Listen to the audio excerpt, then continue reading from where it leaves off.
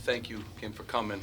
Great student. I love the Riot Squad. I love our student section today. You know, getting better and better and helping us. Obviously played team picked to win their league, an NCAA tournament team last year. Dangerous, obviously, from the shooting percentages from three. I thought we figured out a way to win a game. I got to give a tip. Corey's been sick all day, and you know, D has been dealing with some stuff. So we got through a very difficult, you know, past couple days, and we were able to tough out a win. So I'm real pleased with the win, and as you guys know, we're on to the next one. Steve, what did you think of the physicality FDU brought, and then how your team responded to it? You know, I mean, you know, at first, what I was most concerned was we weren't staying in front of the ball. They were very physical, but their shooting ability to shoot from multiple positions is what scared me watching all the tapes. And I knew they were much better than their record, especially with the addition of Potts. They're going to be very good in their conference, as you know. They're picked to win it. So, and Greg is a really good coach. Much respect for them. So, you know, I thought, you know, we stepped it up during that stretch in the second half and just kind of physically too.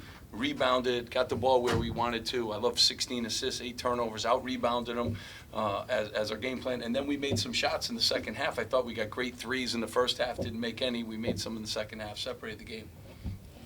Steve, I know you don't care much about starters, but making the flip between Nigel and Jonathan for this game, what went into that?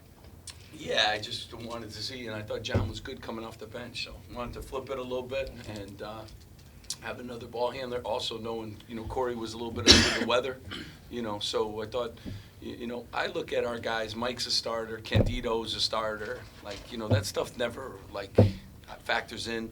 Just thought with Corey being a little under the weather and maybe John try having him come off the bench and give us a little bit of a spark. And, you know, Nigel gave us good minutes, a lot of faith in John too. There'll be games for him, and the matchups I thought were favorable for Nigel. John's seen his role kind of, not his role, his performance has kind of slipped down since he had 18 points against Drexel. He played 6 minutes, I think, against Stony Brook 10 tonight.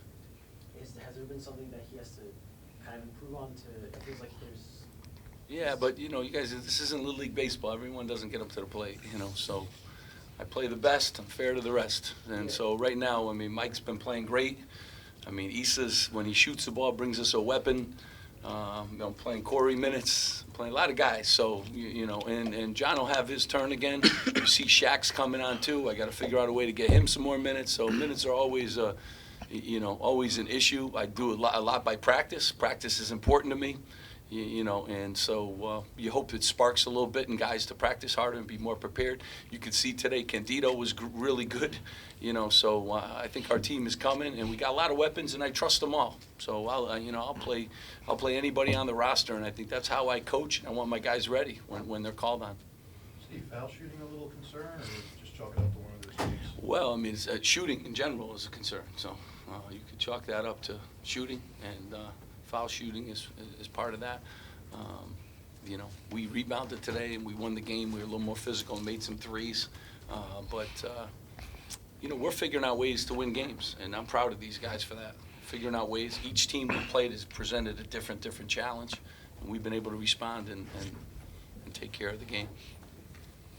Greg was obviously pretty complimentary. I guess you guys go pretty far back in the coaching circles. Yeah.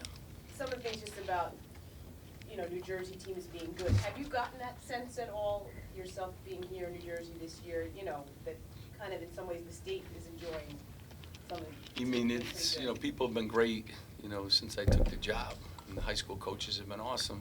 The AU coaches have been good. I think they see we're playing a good brand of basketball. I think guys have improved in a lot of ways. And, you know, Greg's one of the great, you know, just a good guy. He's been around basketball for a long time. He's watched a lot of film on us, so I appreciate his, you know, opinions. And yeah, the state is, you know, the state has been great, and Rutgers has been great. Mike, you've been around for a while. I mean, what's the difference in this team than teams in the past that you are figuring out ways to win games? What's kind of happening this year?